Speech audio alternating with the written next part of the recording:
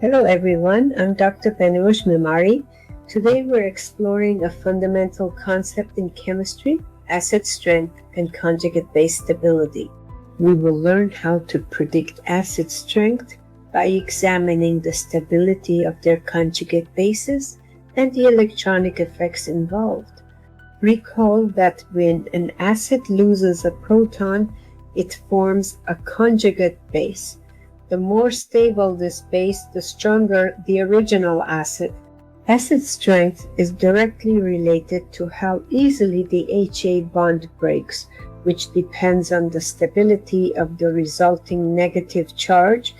Inductive effects involve the withdrawal or donation of electron density through sigma bonds due to differences in Ig-delta negative light sheet.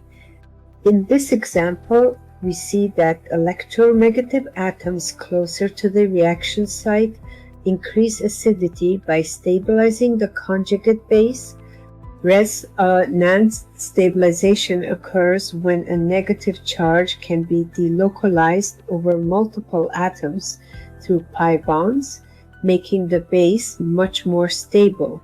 In trifluoroacetic acid, resonance and induction combine to significantly increase acid strength, resulting in a low pKa value of 0.23.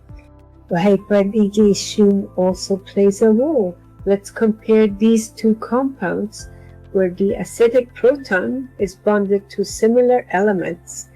Notice the difference in the orbitals.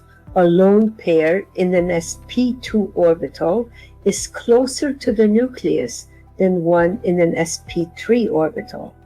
Therefore, the compound that forms an sp2 hybridized conjugate base is the stronger acid due to better charge stabilization. Common organic acids you'll encounter include acetic acid and the very strong tosic acid, which has a pKa of -7.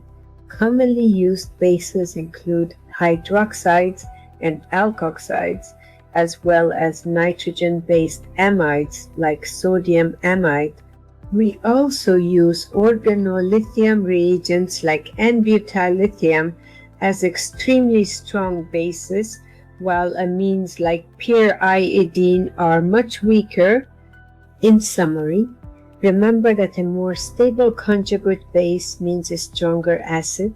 Look for induction, resonance, and hybridization to predict acidity.